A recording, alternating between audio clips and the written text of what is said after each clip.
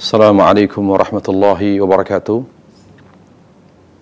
Alhamdulillah hamdan katsiran tayyiban mubarakan fih kama yuhibbu rabbuna wa yarda.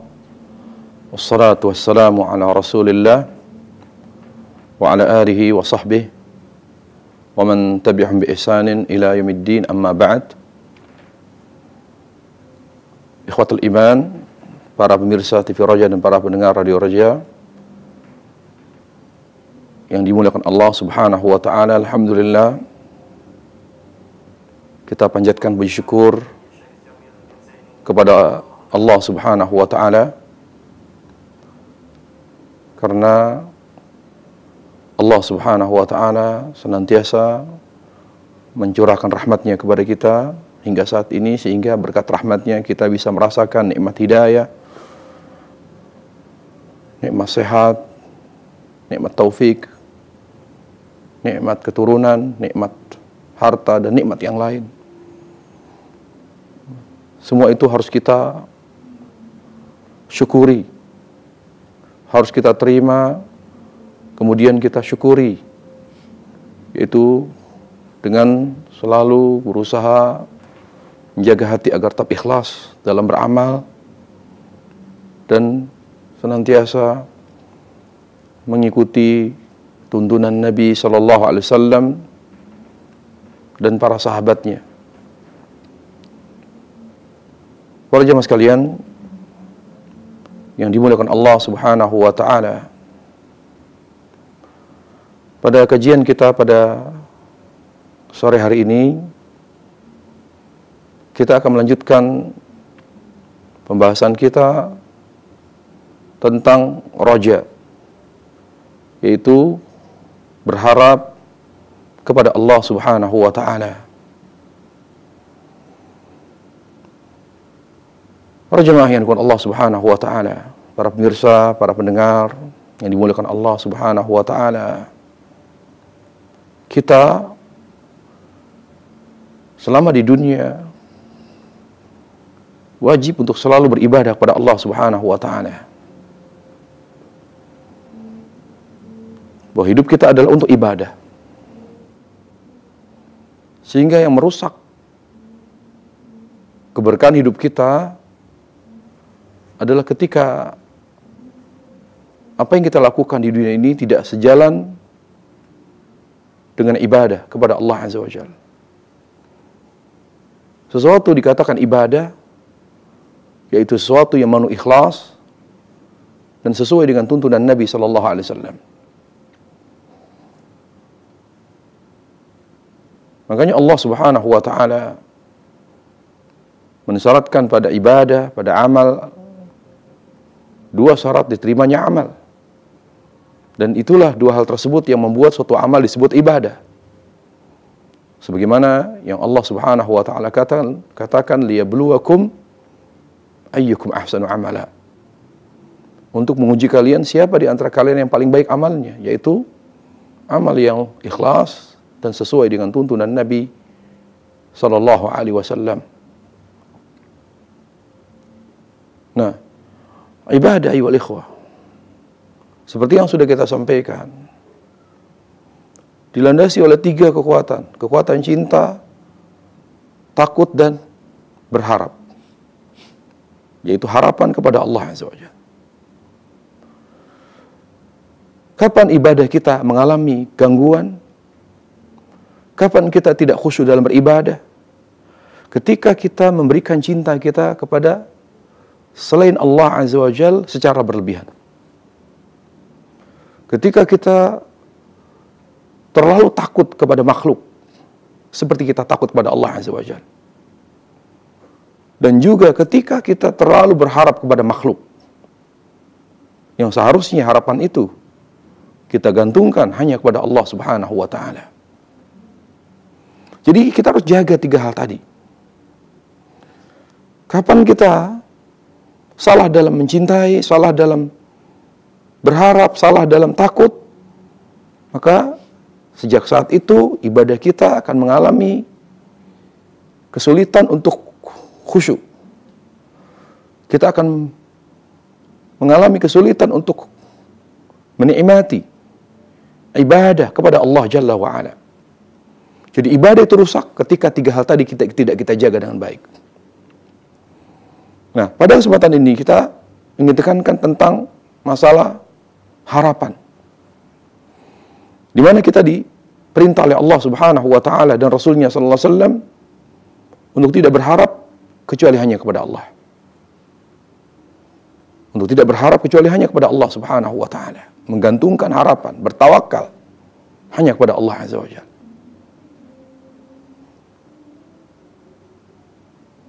Berkaitan dengan harapan para jemaah, ada hal-hal penting yang perlu kita ketahui. Pada kesempatan yang berbahagia ini kita akan menyebutkan beberapa poin penting yang berkaitan dengan harapan seorang hamba kepada Allah Subhanahu wa taala. Yang pertama, berharap hanya kepada Allah Subhanahu wa taala akan melahirkan kesungguhan dalam beribadah. Kesungguhan dalam beramal. Dia tidak beramal tanpa semangat. Dia tidak melakukan sesuatu tanpa ruh. Dia akan bersemangat beribadah kepada Allah ketika dia memiliki harapan besar kepadanya Subhanahu wa ta'ala. Wallahi orang-orang yang terlalu berharap pada makhluk, lihat ibadahnya, lihat amalnya, lihat kebaikannya, sangat minim, sangat lemah. Kenapa? Karena dia salah. Dia memberikan harapannya kepada makhluk. Memberikan harapannya kepada makhluk. Para jemaah Allah Subhanahu wa taala. Makanya kita disuruh untuk berharap hanya kepada Allah agar kualitas ibadah kita, semangat kita untuk beribadah tetap terjaga. Kesungguhan untuk beribadah itu dibutuhkan. Kenapa dia sungguh-sungguh? Karena dia punya harapan kepada Allah Subhanahu wa taala. Kesungguhan. Seorang bangun subuh, berat. Makanya Allah Subhanahu wa taala memberikan keutamaan pada subuh yang tidak Allah berikan pada salat fardu yang lain. Jangankan salat fardunya, ayyuhal ikhwah. Salat sunnahnya. Salat sunnah qabliyah subuh. Bayangkan Nabi alaihissalam mengatakan, "Raka'atul fajri khairu minad dunya wa ma fiha." 2 rakaat salat sunnah subuh lebih baik daripada dunia beserta isinya. 2 rakaat subuh, 2 rakaat salat sunnah subuh lebih baik daripada dunia beserta isinya. Itu sunnahnya. Bagaimana dengan salat fardunya? Kenapa Allah Jalla wa'ala memberikan harapan yang besar, memberikan pahala yang besar, ganjaran yang begitu agung kepada orang-orang yang mampu melaksanakan qabliyah subuh, kemudian salat subuh berjamaah pada waktu di mana manusia umumnya masih merasakan kantuk yang luar biasa. Tapi dia berjuang untuk bangun, ya, sebelum azan atau setelah azan. Pada saat azan kumandangkan dia bangun, padahal pada saat itu mungkin dia masih ngantuk, tapi dia bangun, sungguh-sungguh dia bangun, dia melawan rasa ngantuknya. Pada saat itu mungkin dingin, tapi dia berusaha untuk, kalau mungkin dia ada saat dalam keadaan junub, dia berusaha untuk mandi. Dia berusaha untuk mandi supaya dia bisa sholat subuh. Kalau memang dia tidak junub, dia wudu. Airnya dingin, tapi dia berusaha. Dia tahu keutamaan berwudu dalam keadaan sulit. Isbal wudu al-makari. Berwudu dalam keadaan dingin. Tapi apa yang membuat dia tetap berwudu walaupun airnya begitu dingin, cuaca dingin? Karena mengharap ridha Allah, mengharapkan pahala yang besar di balik ibadah di waktu subuh. Masa muslimin, ketika kita mengetahui keutamaan suatu ibadah, suatu amal, lalu kita berharap kepada pahala, ganjaran yang Allah siapkan di amalan tersebut, atau dari amal tersebut, dari ibadah tersebut, pasti dia akan sungguh-sungguh. Pasti dia akan sungguh-sungguh. Semua kesungguhan itu dari harapan. Makanya ayyuhal ikhwatul kiram rahimakumullah, tentang masalah fadail a'mal, Sehingga ulama pun berbeda pendapat tentang masalah fadhail amal. Bolehkah kita mengamalkan amalan yang memiliki keutamaan dalam Islam? Sebagian para ulama mengatakan tidak boleh. Kalau hadis-hadis yang berkaitan dengan fadhail amal, ada hadis-hadis yang lemah secara mutlak. Sebagian lainnya seperti Ibnu Hajar rahimahullah dan Imam Nawawi rahimahullah mengatakan boleh mengamalkan hadis fadhail amal yang dhaif, yang lemah selama memenuhi beberapa syarat. Tapi inti dari khilaf itu ayyuhal ikhwah, ketika seorang mengetahui keutamaan-keutamaan sebuah amal, lalu muncul harapan, walaupun sulit dalam proses mengamalkannya, pasti akan tetap dia lakukan. Kenapa? Karena dia punya harapan untuk mendapatkan ganjaran yang besar tersebut. Ganjaran yang besar. Bayangkan seorang ayyuhal ikhwah, kata Nabi SAW, barang siapa yang sholat subuh saja sudah berat untuk bangun. Sebelum subuh dia sudah bangun. Kalau memang dia sebelum azan dia witir. Dia sempatkan mungkin belum tahajud, dia tahajud. Kemudian dia witir. Kemudian setelah azan dia sholat sunnah qabliyah subuh. Setelah itu dia berangkat ke masjid. Mungkin rumahnya jauh dari masjid, tapi itu tidak mengapa. Dia tetap dia kerjakan. Dia berjalan. Bahkan dia dengan mobil. Ketika memang agak jauh masjid dari rumahnya. Semua itu dilakukan kenapa? Karena dia berharap mendapatkan pahala yang besar dari Allah Subhanahu wa taala. Kemudian dia berjalan sampai di masjid, dia menunggu qomat. Dia manfaatkan salat tahiyatul masjid. Dia tunggu qomat sambil dia berdoa. Bayangkan dia berdoa. Kemudian setelah qomat salat jamaah. Dengan sabar dia mengikuti salat jamaah, mengerjakan salat jamaah yang mana imamnya membaca surat yang panjang. Disebutkan dalam hadis Abi Barzah, hadis yang sahih, di mana Nabi SAW senantiasa membaca surat yang panjang. Dikatakan, kata Abi Barzah, bahwa Rasulullah SAW seringkali membaca surat di salat subuh, yaitu surat yang banyaknya sekitar 60-100 ayat. Sebagai contoh di antaranya adalah surat Al-Waqiah. Bayangkan kenapa Nabi alaihissalam begitu memilih surat-surat panjang. Karena bacaan di waktu subuh disaksikan langsung oleh Allah Azza wa Jalla. Bayangkan kita sholat dengan sholat yang panjang, tapi sabar. Kenapa sabar? Karena mengharapkan ridha Allah, mengharapkan pahala, kesungguhan dalam beribadah. Kalau kosong, kalau kita tidak punya harapan, mungkin kita akan terbebani dengan subuh kita. Apalagi apa? Apalagi setelah subuh, ada lagi keutamaan. Menunggu sampai sholat duha. Kemudian apa lagi? Setelah subuh, dia berzikir. Dia duduk berzikir pagi. Dengan zikir yang panjang. Dia baca dulu zikir setelah sholat fardu. Kemudian dia baca zikir pagi. Belum juga waktu duha tiba, dia duduk di tempat yang sama. Dia baca Quran. Bayangkan maksudnya begitu sabarnya. Kenapa dia sungguh-sungguh mengerjakan suatu amalan? Karena mengharapkan pahala. Karena Nabi SAW mengatakan, barang siapa yang sholat subuh, setelah sholat subuh kemudian dia berzikir sampai duha, lalu dia sholat duha 2 rakaat, baginya pahala haji sempurna. Dia ingin mengharapkan dapat pahala haji, ayyuhal ikhwah. Yang kedua, berharap kepada Allah Azza wa Jalla akan membuat kita merasakan nikmatnya ibadah. Wallah. Jangan pernah kita berharap kepada makhluk, karena akan merusak kelezatan ibadah kita kepada Allah Azza wa Jalla. Nikmatnya ibadah itu terletak ketika kita hanya berharap kepada Allah. Mengharapkan pahala dari Allah Jalla wa Ala. Ma'asyar muslimin. Disebutkan oleh para ulama darajatul amaliyah. Proses-proses atau tahapan-tahapan amal.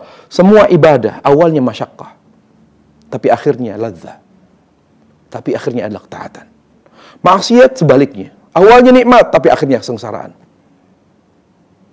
Makanya dikatakan oleh sebagian ulama salaf, kabattu qiyamal laili 20 sanah kabattu qiyamal laili 20 sana. Wa ma tana'amtu fihi illa kabattu qiyamal laili 20 sana. Thumma tana'amtu fihi ba'dah. Saya mengerjakan salat tahajud selama 20 tahun. Saya berusaha untuk menikmati tahajud, tapi tidak berhasil. Saya mengerjakan tahajud setiap malam selama 20 tahun. Dan saya selama itu tidak merasakan kelezatannya, kecuali setelah 20 tahun. Masyaallah muslimin. Apa yang membuat mereka sabar sampai tahajud selama 20 tahun, rutin, dikerjakan tiap malam? Karena roja, karena mengharap kepada Allah. Mengharap kepada Allah Azza wa Jalla. Sabar. Kenapa kita susah menikmati salat? Karena kita lebih mengharap kepada dunia. Karena kita terlalu berambisi kepada dunia. Urusan dunia lebih penting bagi kita daripada urusan akhirat. Makanya kita sulit merasakan nikmatnya salat, kita sulit merasakan nikmatnya Quran, kita sulit merasakan nikmatnya zikir. Aina al-khusyu' fi shalah? Aina al-khusyu' fi dzikir? Aina al-khusyu' fil Quran? Fi qiraatil Quran, mana khusyuk kita? Karena kita lebih menikmati maksiat. Kenapa kita lebih menikmati maksiat? Lihat kehidupan kita sehari-hari. Karena kita lebih banyak bergantung kepada makhluk. Kita lebih banyak berharap kepada makhluk. Aina raja'una? Raja'una billah. Di mana harapan kita hanya kepada Allah? Gantungkan harapan kita hanya kepada Allah. Allah akan balas. Di mana Allah akan mudahkan kita untuk bisa menikmati ibadah kepada Allah Azza wa Jalla. Lihat Nabi alaihissalam.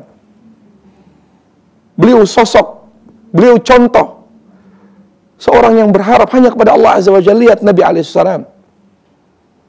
Beliau tidak begitu berambisi dan mencintai dunia.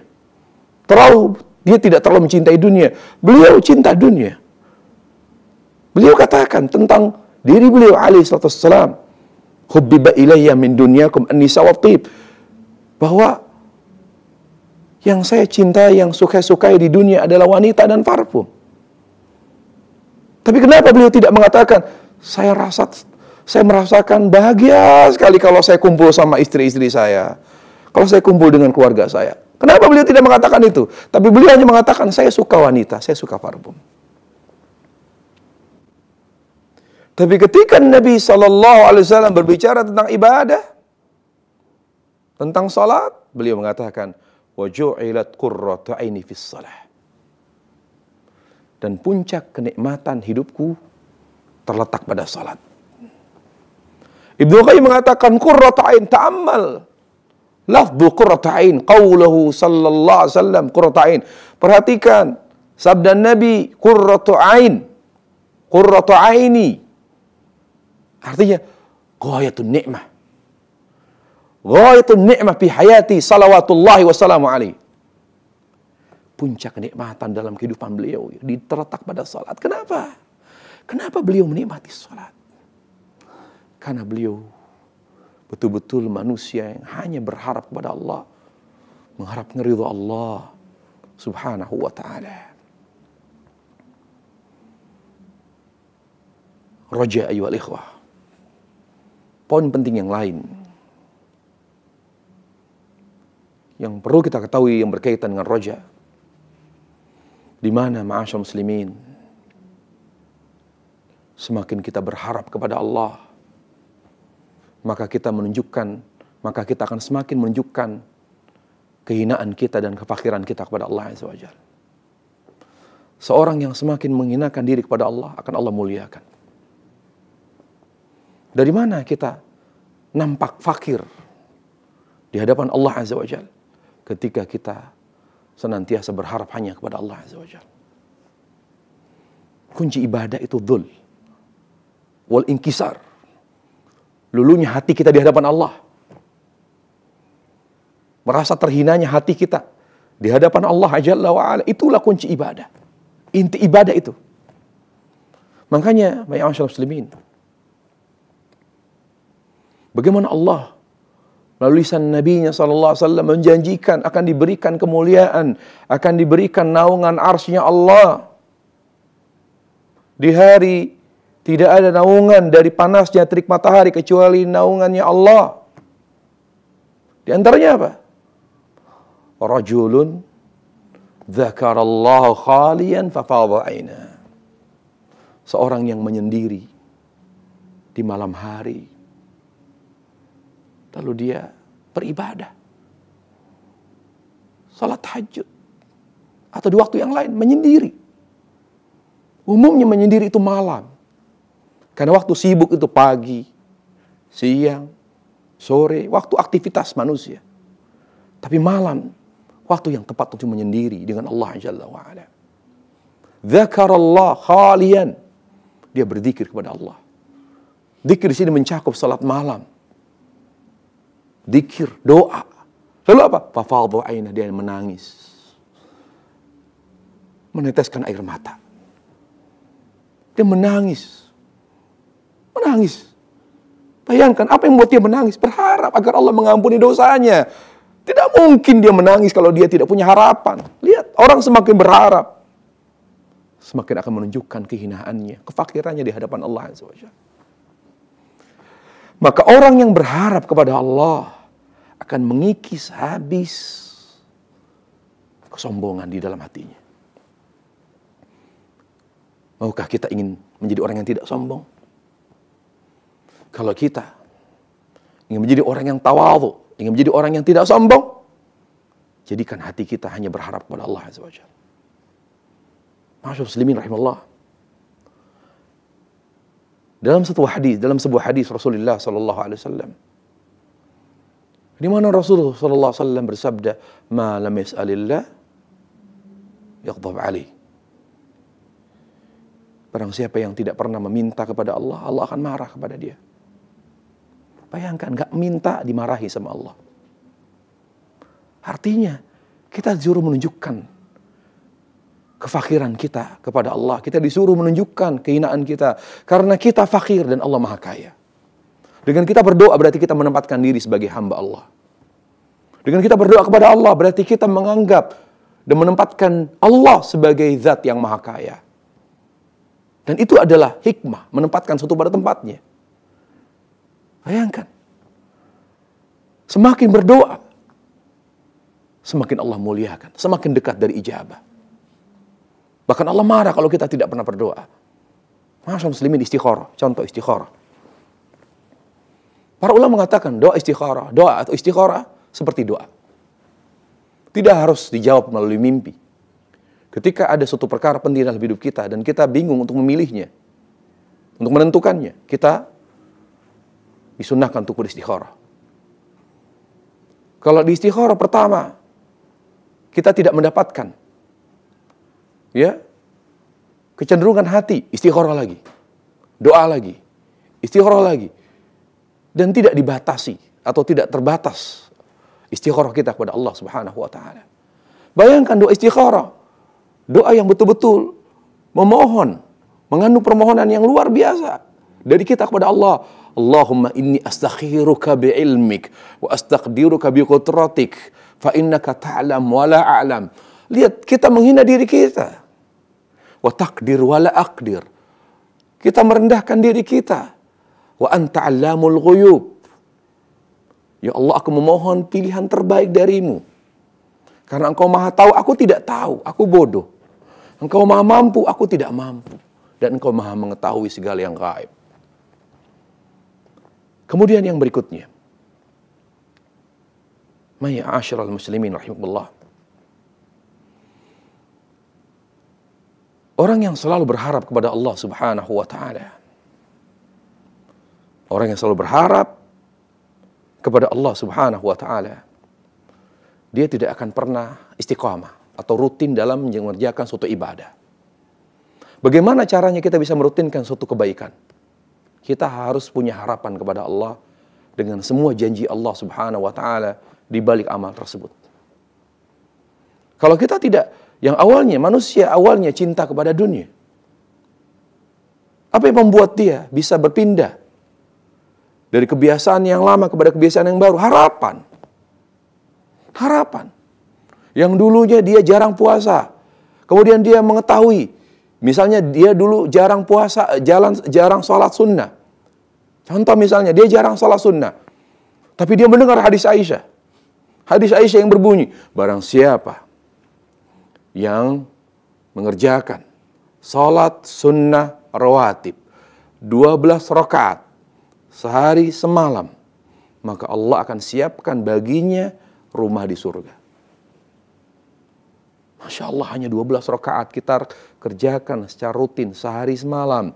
Dari qobliyah subuh, qobliyah zuhur 4 rakaat, ba'diyah zuhur 2 rakaat, ba'diyah maghrib 2 rakaat, ba'diyah isya 2 rakaat. Rutin. Allah siapkan rumah di surga. Rumah di surga. Hanya dengan 12 rakaat. Bismillah, ya Allah, saya mohon ya Allah. Ya Allah, saya mohon rumahmu, ya rumah yang kau siapkan di surgamu ya Allah. Mau dingin, mau panas, bahkan dalam keadaan kurang sehat, dia tetap berusaha sholat. Dia jaga rawatib. Kenapa? Karena harapan.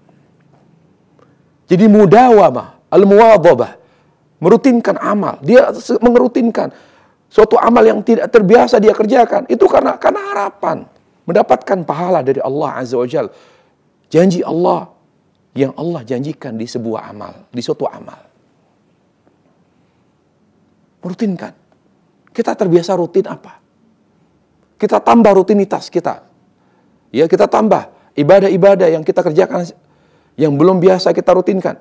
Bagaimana kita bisa menambahnya? Maaf muslimin, mungkin kita tidak terbiasa dzikir. Dzikir, maaf muslimin, dzikir pagi petang. Kalau kita baca keutamaan dzikir, Allahu Akbar. Keutamaan dzikir. Bayangkan keutamaan dzikir. Bagaimana Allah, misalnya Rasulullah SAW mengatakan, barang siapa yang setiap pagi dan petang membaca raditu billahi rabba wa bil islami dina wa bi Muhammadin sallallahu alaihi wasallam, maka nanti di hari kiamat pasti Allah ridhai. Hanya baca raditu billahi rabba wa bil islami dina wa bi Muhammadin nabiyya. Pagi, ba'da subuh baca raditu billahi rabba, duduk 3 kali. Kalau dia wafat, pada saat dibangkitkan nanti di hari kiamat, Allah ridhai. Hanya dengan kalimat bacaan yang ringan, yang mudah untuk diucapkan lisan. Bayangkan muslimin. Kalau kita baca Sayyidul Istighfar 1 kali, Allahumma anta rabbi, la ilaha illa anta khalaqtani wa ana abduka wa ana ala ahdik. Apa kata Nabi SAW? Barang siapa yang membaca Allahumma anta rabbi, lalu dia wafat, dijamin dia meninggal dalam keadaan husnul khatimah. Masya Allah. Semua keutamaan itu membuat kita jadi semangat, termotivasi, terdorong untuk rasanya ada yang kurang, ada yang salah, ada yang apa? Bahkan sedih kalau kita terluput dari dzikir pagi, dari dzikir petang. Kenapa? Ingin mengejar. Makanya maaf muslimin, Rasulullah SAW memberikan waktu. Kalau seandainya kita tidak sempat membaca dzikir pagi ba'da subuh, kita bisa baca di waktu duha. Tidak dibatasi, maaf muslimin, dengan terbitnya matahari sudah selesai, sudah habis waktu dzikir pagi. Tidak benar itu. Syekh Utsaimin ditanya, bolehkah seorang membaca dzikir pagi walau ya ba'da tulu'is syams, setelah terbit matahari? Boleh. Karena dia masih berlaku sampai, karena itu termasuk bisa dikatakan dzikir pagi. Walaupun lebih utama ba'da subuh. Demikian pula kalau dia terluput dari dzikir petang, ba'da asar dia tidak bisa baca, ba'da maghrib. Kalau tidak bisa baca maghrib, ba'da isya. Supaya mendapatkan keutamaan dari dzikir pagi dan petang. Ya. Itu yang membuat dia rutin, bahkan menambah rutinitas ibadah dia. Dia tambah lagi yang biasa tidak yang di mana dia tidak terbiasa, dia tambah lagi kebaikan. Kenapa? Karena harapan yang besar terhadap keutamaan yang Allah siapkan dari amal-amalan tersebut. Kemudian ayyuhal ikhwah, seorang hamba semakin berharap hanya kepada Allah, maka akan semakin mencintai Allah. Sudah otomatis harapan ada ketika ada cinta. Cinta akan semakin menguat ketika ada harapan. Itu saling berkaitan. Makanya ayyuhal ikhwah, Syekhul Islam Taimiyah mengatakan, beliau mengatakan, ya, ar-raja yab'atsul 'abda 'ala maqami syukur. Berharap hanya kepada Allah, itu akan mendorong, membangkitkan seorang hamba untuk berada di maqam syukur. Orang yang bersyukur kepada Allah adalah orang yang betul-betul cinta kepada Allah Azza wa Jalla. Jadi semakin kita berharap hanya kepada Allah, maka kita akan semakin cinta dan ridha kepada Allah. Dan ketika kita sudah semakin cinta kepada Allah dengan harapan-harapan kita kepadanya Jalla wa'ala, maka kita akan mencapai inti ibadah. Khulasatul ubudiyah. Apa itu khulasatul ubudiyah? Syukur. Makanya disebutkan para ulama, kenapa kita takut kepada Allah? Takut kepada Allah bukan untuk takut, untuk memperbaiki amal. Memperbaiki amal. Mengapa kita hanya berharap kepada Allah Subhanahu wa taala? Mengharap kepada Allah Subhanahu wa taala agar kita bisa semangat beramal. Karena harapan itu melahirkan cinta, akan menambah rasa cinta kepada Allah Subhanahu wa taala. Jadi, harapan kita kepada Allah dan takut kita kepada Allah itu akan semakin menguatkan cinta kita kepada Allah Subhanahu wa taala. Ketika tiga hal ini ada, maka kita betul-betul akan menghambakan diri kepada Allah Subhanahu wa taala. Ayyuhal ikhwatul kiram. Raja dan khauf itu saling berkaitan. Tidaklah kita berharap kecuali ada padanya takut. Misalnya kita berharap apa? Berharap ridha Allah. Maka dalam waktu yang sama kita takut kehilangan ridha Allah. Kita berharap surga kepada Allah. Maka kita takut masuk ke neraka. Nggak mungkin ada roja, nggak ada takut. Mari kita hadirkan dalilnya. Dalilnya adalah firman Allah Subhanahu wa taala dalam surat Nuh ayat 13. Allah Subhanahu wa taala menukil perkataan, menceritakan atau menghikayatkan perkataan Nuh alaihissalam ketika menegur kaumnya yang berbuat syirik. Di mana Nuh alaihissalam yang Allah abadikan dalam Al-Quran berkata kepada kaumnya, "Malakum la tarjuna lillahi waqara." Malakum la tarjuna lillahi waqara. Mengapa kalian tidak mengharapkan keagungan Allah? Waqar azamah. Mengapa kalian tidak mengharapkan keagungan Allah? Allah Jalla wa'ala mendatangkan kata roja. Tapi para mufassirin, para ahli tafsir menjelaskan gimana? Malakum, qala kathirun minal mufassirin, malakum la taqafuna lillahi azamatah. Di ayat disebut tarjun. Tapi penjelasan ulama tafsir, takhafun. Yaitu, kenapa kalian tidak takut terhadap keagungan Allah? Makanya apa kata ulama? Wa fi hadza darsun muhim. Ya, ada pelajaran penting. Ya, faidah azimah. Wa ma yustafadu minal ayah. Apa faidah yang kita bisa petik dari ayat tersebut? Kullu rajin khaib. Setiap orang yang berharap kepada Allah dalam waktu yang sama, dia juga adalah orang yang takut kepada Allah. Kullu rajin khaib. Setiap orang yang berharap hanya kepada Allah, maka dia juga adalah orang yang takut kepada Allah. Limadha? Lianna kullu rajin khaifun min fawati marjuih. Karena setiap orang yang berharap, dia takut kehilangan apa yang diharapkan. Dia berharap mendapatkan ridha Allah, seperti yang saya katakan tadi. Dia berharap bahagia, mendapatkan surga, bahagia di akhirat.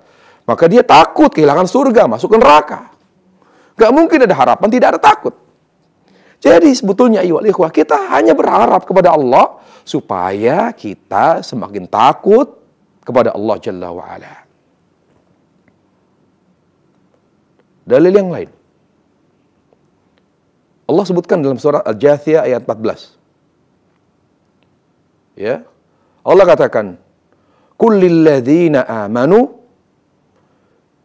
yaghfiru lilladina la yarjuna ayyamallah liyajziya qauman bima kanu yaksibun. Katakanlah, wahai Muhammad, kepada orang-orang yang beriman, yaghfiru lilladina la yarjun, agar mereka memaafkan orang-orang yang tidak berharap ayyamallah. Apa itu ayyamallah? Ya, ay waqa'i'ullah bihim kama waqa'at fil umamil ladzi min qabli min at-tadnu'il haq. Ingat bagaimana hari-hari di mana Allah menghancurkan kaum-kaum sebelum mereka. Allah hancurkan kaum Nabi Nuh, Allah hancurkan dengan banjir, Allah hancurkan kaum Nabi Lut dengan hujan batu, Allah hancurkan kaum Nabi ini, Nabi itu. Ingat, ya. Jadi orang beriman disuruh apa? Memaafkan. Ya, supaya mereka mau kembali kepada Allah Azza wa Jalla, mau masuk Islam. Dengan mereka mengingat kaum-kaum yang mengalami kehancuran, Allah binasakan karena kedurhakaan mereka kepada Allah. Baik, syahid di sini adalah di mana dikatakan, di sini Allah katakan la yarjuna ayyamallah. Mereka tidak berharap, ya, tidak berharap peristiwa yang pernah dialami oleh kaum-kaum sebelumnya. Tapi di tafsir disebutkan la yakhafun waqa'i Allah, yaitu tidak takut ya kepada peristiwa-peristiwa yang pernah dialami oleh kaum-kaum sebelumnya, di mana mereka Allah hancurkan dengan azab karena kekufuran dan kedurhakaan mereka kepada Allah Jalla wa Ala. La yakhafun, tapi Allah datangkan kata yarjun, berarti kullu rajin khaif. Kita hanya berharap pada Allah. Kenapa? Agar kita semakin takut pada Allah dan semakin cinta kepada Allah Jalla wa Ala. Baik. Kemudian, ma'asyar muslimin rahimakumullah, kita berharap hanya kepada Allah Subhanahu wa taala. Kenapa? Agar Allah bahagiakan kita di hari kiamat. Allah bahagiakan kita di hari di mana Allah bangkitkan seluruh makhluk. Dikatakan para ulama, ala qadri raja'il ibad wa khawfihim yakun farahum yawmal qiyamah bihusul marju' al-a'zam wa huwa nailu ridha rabbi wal jannah wa ru'yatillahi fiha. Dengan kita berharap kepada Allah Subhanahu wa taala dan hanya takut kepadanya, maka sebesar itulah kegembiraan kita di hari kiamat. Kegembiraan kita di hari kiamat. Sebagai contoh dalil, tadi dikatakan, orang yang hanya berharap pada Allah, maka dia akan semakin takut pada Allah. Allah Jalla wa'ala yang berkaitan dengan takut, pernah saya sampaikan hadis di mana Allah bersumpah dengan keagungannya. Ya, Allah katakan, bi'izzati wa jalali, aku bersumpah dengan keperkasaanku dan keagunganku, la ajma'ala khawfi, la ajma'ala abdi khawfin, aku tidak biarkan hambaku merasa takut dua kali. Ma'asyarul muslimin, kita kaitkan antara roja dengan khauf, antara takut dan berharap. Di mana di hari kiamat betul-betul dia akan merasakan ya hasil dari amal dia selama di dunia. Kata Allah Jalla wa'ala, aku bersumpah dengan keperkasaanku dan keagunganku, aku tidak akan pernah biarkan hambaku merasa takut dua kali. Apa maksudnya? Allah katakan, kalau dia takut kepadaku selama di dunia, maka aku akan buat dia merasa aman sejak dia meninggalkan dunia ini. Terutama ketika ia dibangkitkan di padang mahsyar. Dia akan aman. Sesuai dengan Allah Subhanahu wa taala yang lain. Kata Allah Jalla wa Ala, ya, Allah katakan, alladzina amanu wa lam yalbisu imanahum ulaika lahumul amn wa lam yalbisu imanahum bidzulmin ulaika lahumul aman. Dan orang-orang yang beriman dan bertauhid, di mana mereka tidak pernah mengotori iman mereka dengan syirik, tidak pernah mengotori tauhid mereka dengan syirik, bagi mereka aman. Kata ulama, aman apa dia maksud? Al-amnu fid dunya wal amnu fil akhirah. Aman di dunia dan aman di akhirat. Tapi kaitannya dengan tadi, bahwa orang yang berharap pada Allah Jalla wa'ala, lalu dia semakin takut pada Allah, semakin berharap, semakin takut pada Allah di dunia, maka Allah akan jadikan dia menjadi orang yang paling bahagia. Kenapa bahagia? Karena di saat semua orang mengalami kesengsaraan, mengalami kepedihan karena mendapatkan azab mahsyar, tapi dia justru merasa tenang, bahagia karena dia diamankan oleh Allah Jalla wa'ala. Bayangkan orang kepanasan, oleh panasnya terik matahari, oleh panasnya matahari yang dekatkan 1 mil dari kepala, dengan dalam keadaan telanjang bulat. Semua orang dibiarkan telanjang karena Allah mengamankan kita. Ya, semoga Allah Subhanahu wa taala menjadikan kita termasuk orang-orang yang diberikan keamanan di padang mahsyar kelak. Di saat semua orang telanjang, Allah berikan kita baju. Allah lindungi kita dengan arsy-Nya, Allah lindungi kita, Allah berikan baju. Bayangkan, disebutkan beriwayat, semua orang dibangkitkan di padang mahsyar dalam keadaan telanjang, semuanya tanpa terkecuali, sampai para nabi dan rasul. Dan yang pertama kali diberi baju oleh Allah Jalla wa'ala untuk menutup auratnya adalah Nabi Ibrahim alaihissalam, kemudian Rasulullah sallallahu alaihi wasallam. Mudah-mudahan kita termasuk yang ditutup aurat kita oleh Allah dengan diberi baju. Tidak dibiarkan kita telanjang selama berlangsungnya mahsyar. Dibuat diri kita aman. Semua orang ketakutan kita tenang. Tenang kita. Kenapa? Apa yang membuat kita tenang? Karena kita diamankan dari azab mahsyar. Sebaliknya kata Allah, apabila seorang tidak takut kepadaku selama di dunia, maka sejak dia masuk ke liang kubur, sejak dia meninggalkan dunia, dia akan merasa ketakutan. Dia akan merasakan ketakutan. Kenapa? Dia merasa ketakutan. Karena dia sudah dibentak oleh amal tolehnya, oleh amal buruknya. Dibangunkan dia oleh amal buruknya. Dibuat takut oleh kedatangan dan kehadiran munkar wa nakir. Dan ketika mereka bertanya kepada orang yang tidak takut pada Allah tersebut, bertanya dengan pertanyaan yang menakutkan, apalagi pada akhirnya dia tidak mampu menjawab. Ma'asyiral muslimin, hanya karena takut pada Allah. Dan takut itu diperkuat dengan berharap hanya kepada Allah Subhanahu wa taala. Dan yang terakhir, kita dengan berjalannya waktu, dengan bertambahnya umur, kita harus meningkat amal ibadah kita. Karena Nabi SAW bersabda, manusia terbaik, khairun nas, man tala umruhu hasuna amaluh. Manusia terbaik adalah yang semakin bertambah umurnya, semakin baik amalannya. Maka kita harus selalu tingkatkan. Kita harus selalu sempurnakan penghambaan kita kepada Allah Subhanahu wa taala. Tapi masalahnya dalam waktu yang sama kita manusia. Kita pengen menjadi lebih baik, menjadi lebih sempurna ibadah kita kepada Allah. Tapi masalahnya kita seringkali cenderung kepada maksiat.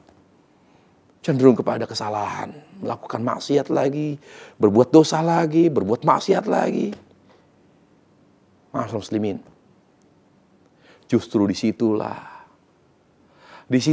bermain peranan harapan kita kepada Allah Azza wa Jalla. Peranan harapan kepada Allah semakin menguat ketika kita berbuat salah. Kita merasa, aduh gimana ya, saya udah umur 50, harusnya saya nggak boleh berbuat maksiat. Maksiat ini, maksiat itu. Tapi kok saya seperti anak muda, seperti dulu, ya Allah. Saya gagal, ya Allah. Keinginan saya untuk selalu beribadah kepadamu di sisa umurku seperti ini, ya Allah. Harusnya saya tidak bermaksiat seperti saya dulu. Saya ingin berubah, ya Allah. Saya ingin berhijrah kepadamu, ya Allah. Saya ingin kembali kepadamu, ya Allah. Tapi kenapa kok ya Allah, saya gagal. Saya gagal, ya Allah. Dengan hijrah saya, dengan taubat saya, dengan perubahan saya di sisa umurku ini, ya Allah. Tidak, kita katakan tidak. Justru Allah biarkan kita, ketika kita bertekad untuk berubah, bertekad untuk kembali kepada Allah Jalla wa'ala di umur kita yang sekarang ini. Lalu kita berbuat dosa, lalu kita berbuat salah. melakukan kesalahan. Emosi, sudah tua emosi. Marah-marah. Ya, atau apa gitu yang tidak pantas dilakukan oleh orang yang sudah berumur. Justru di situ Allah mengharapkan adanya inkisarul qalb. Inkisar qalb, di mana rasa bersalah yang luar biasa. Munculkan segera rasa bersalah, rasa menyesal. Walaupun kita dalam proses kembali kepada Allah, tidak mengapa. Munculkan segera penyesalan. Menyesal, ya Allah, saya minta ampun ya Allah. Saya sudah berjanji kepadamu untuk kembali kepadamu dengan sungguh-sungguh, tetapi masih banyak di sana sini kesalahanku ya Allah. Lagi-lagi terulang kesalahan, lagi-lagi terulang kekeliruan ya Allah. Ya Allah, segera minta. Justru dengan Allah tidak membuat kita walaupun sudah berumur 40 itu harusnya banyak berpikir untuk berbuat salah. Harusnya misalnya gini loh, sederhananya kesalahan orang tua. Makanya misalnya salah satu contoh hadis Rasulullah SAW. Bagaimana Allah berikan ancaman yang begitu keras kepada seorang yang sudah tua tapi berzina. Syekhun zanin. Kok bisa orang yang sudah berusia lanjut tapi kok dia berzina? Kenapa? Karena biasanya orang yang sudah berumur 40 atau 50, hasratnya, hasrat biologisnya itu menurun. Kalaupun dia mau melakukan, tentu sama istrinya.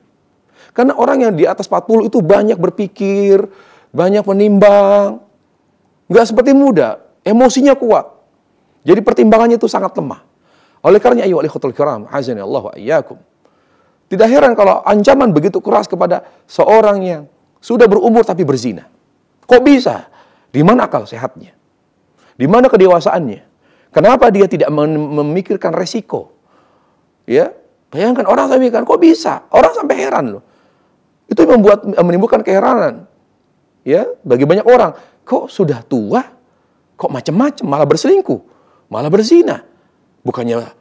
Bukannya semakin beribadah, ya, meningkatkan amal ibadahnya, malah macam-macam. Artinya bukan berarti orang tua tidak boleh bermaksiat. Artinya, ya ikhwah, ada maksiat-maksiat yang kemungkinan kecil dilakukan oleh orang-orang yang sudah berumur. Oleh orang-orang yang sudah berumur. Misalnya, masih suka duduk, ibu-ibu nih yang sudah tua nih, yang sudah umur, tapi masih suka ngomongin orang. Padahal mungkin ibu dan akhwat mungkin sudah berjanji. Saya berjanji, saya nggak mau ngomongin orang lagi. Sudah malu, udah tua ngomongin orang. Walaupun yang namanya ghibah tidak mengenal tua, tidak mengenal muda. Semuanya haram. Tapi mungkin dia lebih sadar. Saya udah malas lah. Saya ingin menambah pahala, tidak mau nambah dosa. Nggak mau ngomongin orang. Baik.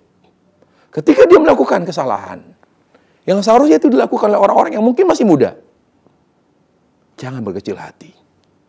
Segera menyesal. Segera tunjukkan ya penyesalan dan rasa bersalah kita kepada Allah Subhanahu wa taala. Bagaimana caranya? Justru Allah membiarkan kita tidak sempurna walaupun sudah berumur supaya kita berharap kepada Allah.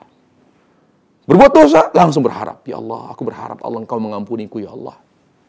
Engkau mengampuniku ya Allah. Aku berharap ya Allah di seumurku ini yang lemah, fisiknya lemah, ya Allah kuatkan, beri saya kesehatan ya Allah agar saya bisa beribadah terus kepadamu ya Allah. Agar saya bisa mengisi sisa umurku dengan ibadah kepadamu ya Allah. Subhanallah. Allah biarkan kita tidak sempurna seperti malaikat. Kita kerap berbuat dosa agar muncul di hati kita inkisarul qalb. Luluhnya hati kita dengan rasa menyesal dan bersalah kepada Allah Subhanahu wa taala. Makanya kata ulama, falawla dzan ma hasala inkisar wa taubah. Kalau bukan karena dosa, nggak ada namanya hati yang luluh dan hati yang hancur dengan dosa dan maksiat. Kalau bukan karena dosa, tidak ada taubat. Makanya Allah menguji kita dengan dosa. Liyu'alij ma fi qulubihim bil inkisar wa talabit taubah fayankasir baina yadillah. Dibiarkan kita, diuji kita dengan dosa, diuji kita dengan maksiat agar kita ketika berbuat dosa segera bertobat. Nah, ketika kita bertobat, nggak mungkin nggak ada harapan. Dalam waktu yang sama kita takut dosa, takut Allah mengazab kita karena dosa kita. Tapi juga kita berharap agar Allah mengampuni dosa-dosa kita. Itulah poin-poin ayyuhal ikhwatul kiram, azani Allah wa iyyakum, yang perlu kita perhatikan, yang berkaitan dengan roja, yaitu berharap kepada Allah Subhanahu wa ta'ala. Semoga apa yang kita kaji pada sore hari ini bermanfaat bagi para pemirsa dan para pendengar, dan juga yang lain yang mengikuti kajian ini. Semoga Allah Subhanahu wa ta'ala mengampuni dosa-dosa kita semua. Semoga Allah memberikan taufik kepada kita. Semoga Allah Jalla wa ala memberikan kita ilmu yang bermanfaat dan memberikan taufik kepada kita agar kita senantiasa istiqamah di atas agamanya dan di atas sunnah Rasulnya sallallahu alaihi wasallam. Demikian kajian dari saya. Sallallahu alaihi wasallam wa barak Nabi Muhammad wa ala alihi wa sahbihi wasallam walhamdulillahi rabbil alamin. Nah, Ustaz, syukran jazakumullah khair atas penjelasan dari pembahasan kitab Taujihat Islamiyah al-Islahil Fardi wal Mustama di kesempatan sore hari ini. Dan ikhwatal Islam, pendengar maupun pemirsa dimanapun Anda berada, kita masuk ke sesi tanya jawab. Silakan bagi Anda yang ingin bertanya secara langsung dapat menyampaikan dengan menghubungi melalui line telepon di 021 823 6543. Atau pertanyaan pesan singkat dapat Anda kirimkan ke nomor 081 989 6543. Baiklah, kami akan bacakan satu pertanyaan dari pesan singkat untuk mengawali sesi tanya jawab ini.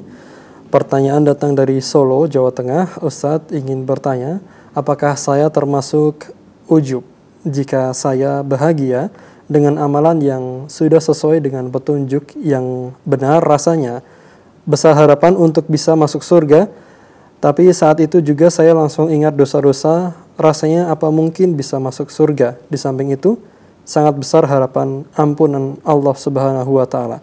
Jadi perasaan kami campur aduk, Ustaz. Jazakumullahu khairan. Wabarakallahu fikum. Nah, yang jelas seorang merasa bangga bisa beramal yang sesuai dengan sunnah atau sesuai dengan tuntunan Rasul sallallahu alaihi wasallam. Memang itu suatu kewajaran ya.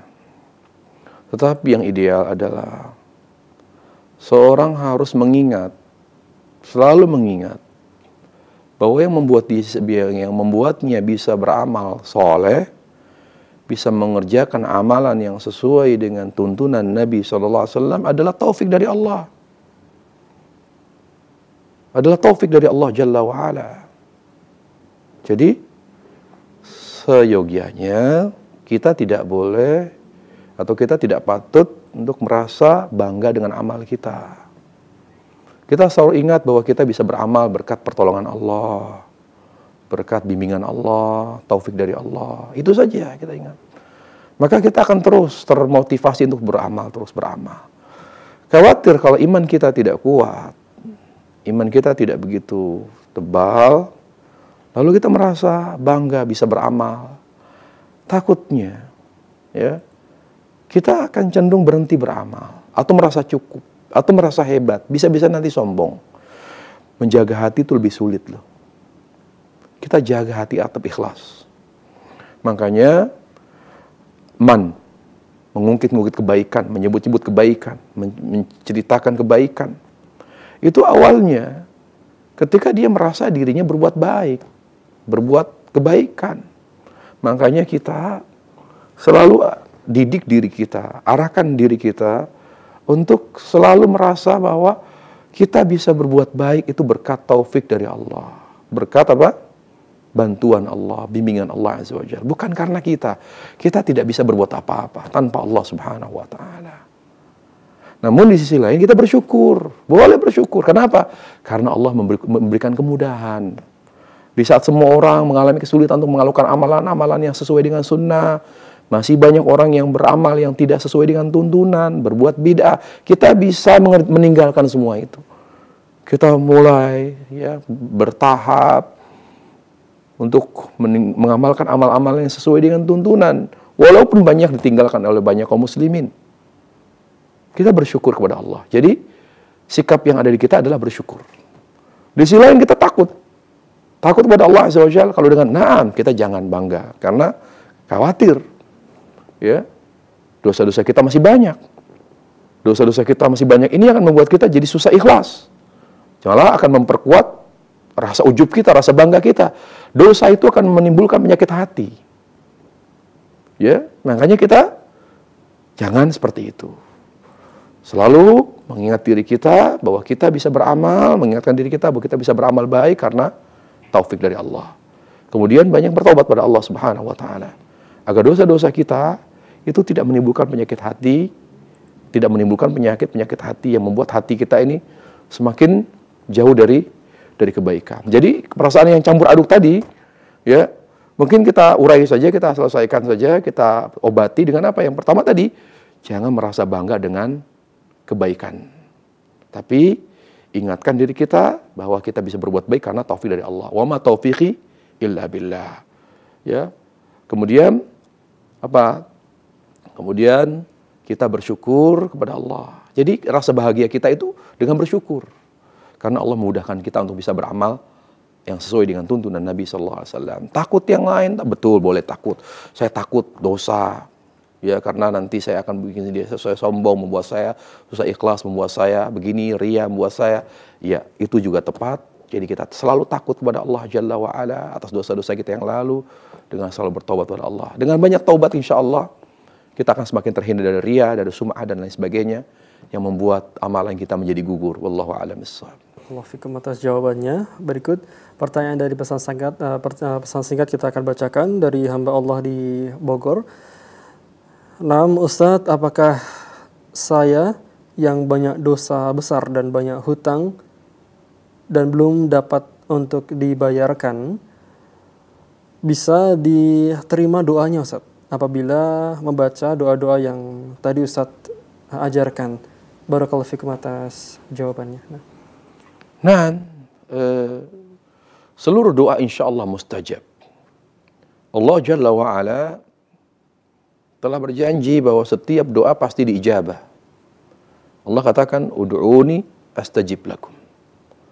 Berdoalah, niscaya aku akan mengijabah doa kalian. Semua doa pasti diijabah oleh Allah. Ya, selama doa tersebut memenuhi syarat ijabah dan tidak ada padanya penghalang-penghalang ijabah. Penghalang-penghalang ijabah diantaranya adalah ya di mana makanannya tidak baik, makanannya tidak halal, minumannya tidak halal, itu penghalang ijabah. Kemudian juga penghalang ijabah istijal, terburu-buru dalam menanti pengabulan doa. Ya, kullu du'ain mustajab malam ya'jal. Semua doa diijabah kata Rasulullah SAW selama dia tidak terburu-buru dan tidak tergesa-gesa. Dia mengatakan, saya udah sering doa, nggak ada ijabahnya, nggak didengar, percuma deh. Nah itu jadi penghalang ijabah. Kemudian doanya doa maksiat, doanya mengandung pemutus silaturahim. Ya, kullu du'ain mustajab malam yad'u bi itsmi wa qati'atur rahim. Semua doa mustajab selama dia tidak berdoa dengan doa yang haram, bersifat haram, dan doa yang bersifat memutus silaturahim. Jadi dosa-dosa kita kepada Allah Jalla wa'ala, kalau kita atasi segera dengan taubat, insya Allah akan ijabah doa kita. Dan kalau kita punya hutang banyak, hutang tidak berkaitan. Tapi kalau kita punya hutang, tapi kita berusaha untuk tidak membayar, kita punya hutang, tapi kita memang orang yang tidak mau bayar atau menghindar dari membayar hutang, itu dosa. Nah, dosa. Bisa jadi dosa-dosa kita tersebut menghalangi kita dari ijabah doa. Makanya para Allah Subhanahu wa taala, kita ini ya harus selalu ya bertaubat kepada Allah Subhanahu wa taala dari segala dosa agar Allah Azza wa Jalla ya merahmati kita lalu mengijabah doa kita. Tapi adapun kaitannya utang dengan ijabah doa tentu tidak ada kaitannya. Banyak orang punya hutang. Apakah dengan orang yang punya hutang lalu doanya tidak dijabah? Tidak ada kaitannya. Insya Allah, kalau hutangnya wajar, di mana dia belum mampu membayar atau masih mengangsur, sementara dia berdoa kepada Allah, apakah dengan dia punya hutang tidak dijabah doanya? Tidak ada kaitannya.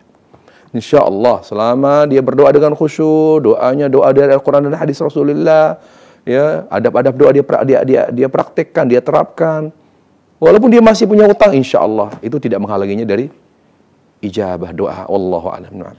Baik Ustaz, jazakumullahu khairan atas jawaban serta nasihat yang telah disampaikan. Berikutnya masih di layanan pesan singkat kita bacakan pertanyaan yang masuk lainnya. Ustadz, seorang akhwat yang ingin bertanya, saya ingin berhijrah dan memperbanyak ibadah. Tapi di sisi lain suami kadang merasa diabaikan dan itu membuat dia marah. Mohon nasihatnya Ustadz. Syukran. Nah, ukhti, akhwat, berhijrahlah dengan ilmu. Jangan hanya dengan semangat. Saya tidak tahu bagaimana cara ukhti berhijrah. Kembali kepada Allah, ingin beribadah kepada Allah Azza wa Jalla. Sampai suami merasa diabaikan. Bukankah taat pada suami itu ibadah? Bukankah melayani suami itu ibadah? Kenapa kita hanya berpikir hijrah itu dengan sholat? Kenapa kita berpikir hijrah itu hanya dengan ngaji? Ngaji sunnah. Kalaupun fardu kifayah. Ataupun ilmu-ilmu yang kita, karena itu wasilah, sarana untuk, bisa jadi kita belajar, bisa jadi kalau tidak melalui kajian, kita bisa melalui internet. Ya, kita bisa melalui TV, televisi. Kita bisa menambah ilmu melalui baca buku. Ngaji itu tentu tidak ada apa-apanya dibanding ketaatan kita pada suami. Saya khawatir gara-gara keinginan seorang akhwat ingin berhijrah, lalu dia sering ngaji, tiap hari ngaji. Sampai suaminya datang, istrinya belum datang. Sampai suaminya datang sore, istrinya belum pulang karena kejebak macet. Karena pagi ngaji, siang ngaji, sore ngaji. Ya ikhwatal iman, ya akhwati fillah. Ngaji itu baik. Tapi tolong, hak suami jangan diabaikan. Ukhti, suamimu itu surgamu. Fa innahu jannatuki aw naruk. Dia itu surgamu atau nerakamu. Kenapa enggak cari surga melalui suami? Kenapa tidak hijrah dengan apa? Kembali kepada Allah yang menyuruh istri untuk taat pada suami, Allah Jalla Jalaluh. Ingat loh, wanita itu Allah persilahkan masuk ke dalam surga melalui pintu surga manapun yang 8. Bukan karena sholatnya, dia masuk melalui pintu sholat saja kalau karena sholatnya. Kalau karena puasanya dia hanya masuk melalui pintu rayyan saja. Tapi Allah muliakan wanita ketika akan masuk surga. Silakan masuk surga melalui pintu mana saja yang jumlahnya 8 tadi. Karena ketaatannya kepada suami. Kenapa tidak hijrah dengan semakin memuliakan suami? Tinggal diatur waktunya. Ngaji kapan nih? Kalau suami belum berangkat kerja, jangan berangkat dulu. Layani dulu sampai dia berangkat kerja. Ya kan? Nah, waktu kosong ngaji. Tapi kalau suami tiba-tiba pulang segera. Tinggalkan kajian karena bisa di waktu yang lain. Karena menghadiri kajian itu tidak menimba ilmu, nutut ilmu bukan hanya melalui kajian. Ya, kalau tidak mengganggu hak suami, kewajiban ibu dan akhwat sebagai istri, ya nggak apa-apa, silakan ngaji. Saya kira ukhti dan ibu bisa atur sedemikian rupa, manage waktu, manage kegiatan. Ya, saya kira ada yang keliru di situ. Mungkin terlalu semangat, sampai karena begitu hijrah, yang dulu nggak pernah sholat malam terus, sampai suami bangun atau dia tiba-tiba bangun di malam hari, dia meraba-raba, kok istri saya mana? Tiba-tiba tahajud. Mau dilarang, takut salah suaminya karena dia tahajud. Besoknya begitu juga. Mana istri saya? Dia pegang sebelahnya, loh istrinya tahajud lagi. Kemudian tiba-tiba atau malam dia tidur, ya sampai subuh, suami subuh bangun, kemudian dia sarapan. Pada saat sarapan dia ajak istrinya, ayo kok kamu nggak sarapan? Saya puasa, Pak. Kok kamu puasa? Kamu nggak ngomong kamu sahur tadi? Iya sahur, saya nggak bangunin nggak enak. Masya Allah, suaminya sampai tersinggung. Dia pengen sarapan bareng, tapi istrinya udah puasa. Nggak boleh. Seorang istri kalau mau beribadah sunnah izin. Kalau ibadah wajib tidak perlu izin. Kalau ibadah sunnah izin. Bisa jadi suami itu merasa, ya Allah saya pengen makan bareng, sarapan bareng dengan istri. Tapi dia malah puasa. Dia diam-diam sahur. Gimana? Saya mau larang, saya takut dosa suami. Nggak dilarang. Gimana? Saya nggak ditemenin makan, sarapan. Begitu. Saya telepon, nggak diangkat. Kenapa? Lagi ngaji. Luar biasa. Ambil jalan tengah. dibikin getar. Mungkin kalau suaranya bunyi, mungkin takut mengganggu kajian. Buat bergetar aja, lalu kita angkat, wah suami ini telepon, keluar. Saya kira pandai-pandailah ukti dan ibu sekalian, bagaimana caranya bisa memadukan antara kebaikan ya yang berkaitan hak Allah Subhanahu wa taala, yang kebaikan dengan hak yang berkaitan dengan hak makhluk, dalam hal ini itu suami. Wallahu a'lam bishawab. Nah, alhamdulillah, terima kasih atas nasihat yang telah disampaikan Ustaz. Berikutnya kita akan persilakan bagi para pendengar maupun pemirsa yang ingin bertanya secara langsung di layanan telepon dapat menghubungi di kesempatan sore hari ini. Iya. Kita persilakan. Halo. Naam. Iya, silakan. Bagi Anda yang ingin terhubung dapat menghubungi di 0218236543. Iya, halo. Iya, halo. Aku mau tanya masalah zakat emas. Nah, silakan Pak, langsung disingkat pertanyaannya. Itu zakat emas itu apakah harus tiap tahun apa cuma satu kali? Baik, cukup ya pertanyaannya ya. Ya, terima kasih. Nah, Ustaz, berkenaan dengan zakat, Ustaz. Tentang zakat emas, apakah cukup hanya sekali atau tiap tahun? Demikian pertanyaannya. Setiap tahun. Nah. Karena dia termasuk amwal zakawiyah, termasuk harta zakat. Jadi harus padanya memenuhi nisab, mencapai nisab dan mencapai setahun. Setiap tahun. Kalau di tahun kedua ternyata emasnya sudah tidak mencapai nisab, tidak perlu dikeluarkan. Jadi selama emasnya mencapai nisab, maka dikeluarkan setiap tahun. Allahu a'lam. Nah, barakallahu fikum. Kembali di layanan line telepon. Tentunya untuk Anda yang ingin bertanya, silakan dapat menyampaikan pertanyaan sesuai dengan pembahasan kita di sore hari ini. Di 0218236543. Silakan penelpon yang lainnya. Halo? Nah. Ya, silakan. Ya. Sudah ada yang terhubung? Silakan. Assalamualaikum. Waalaikumsalam warahmatullahi. Dengan siapa atau dari mana? Mbak Allah dari Aceh. Silakan Ibu di Aceh. Ini Ustaz. Ada yang bilang kalau setelah salat subuh itu kita tidur katanya habis pahala subuhnya. Apa benar tuh Ustaz? Nah, ya cukup pertanyaannya ya. Terima kasih. Ya, Assalamualaikum. Assalamualaikum warahmatullahi wabarakatuh. Nah, tidak benar itu Bu, bahwa kalau habis subuh itu tidur. Justru tidur yang paling nikmat itu ba'da subuh.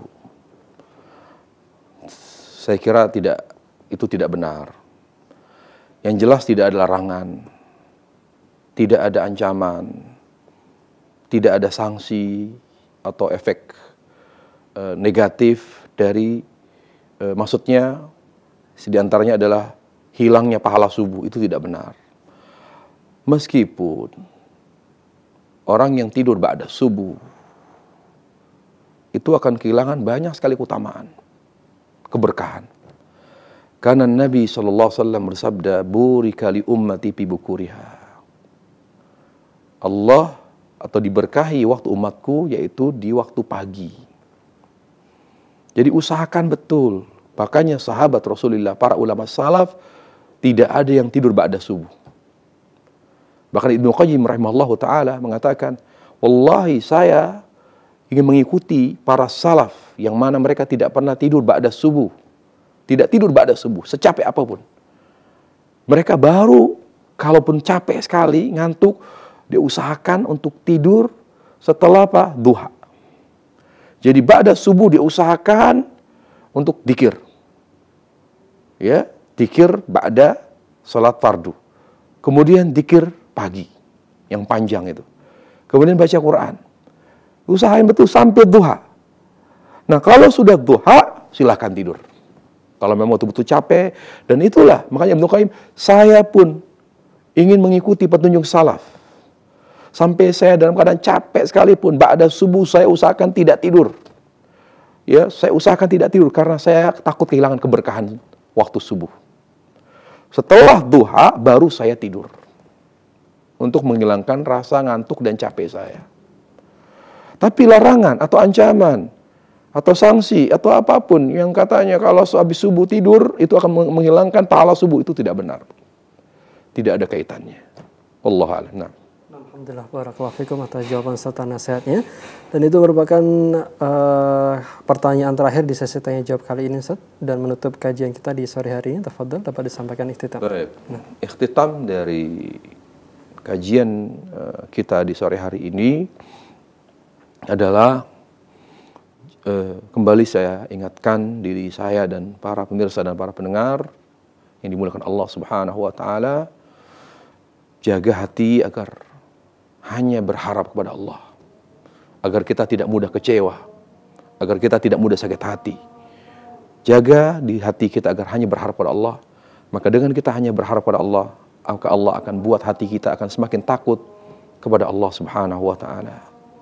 Saya kira itu saja ya kesimpulan dari kajian kita. Berharap hanya kepada Allah akan menimbulkan rasa cinta dan rasa takut pada Allah Subhanahu wa taala, sehingga kita mencapai puncak ibadah dan kita akan merasakan lezat dan nikmatnya ibadah kepada Allah Jalla wa ala. Demikian kajian kita pada sore hari ini. Wallahu a'lam bishawab. Sallallahu alaihi wasallam wa baraka Muhammad wa ala alihi wa sahbihi wasallam. Na'am.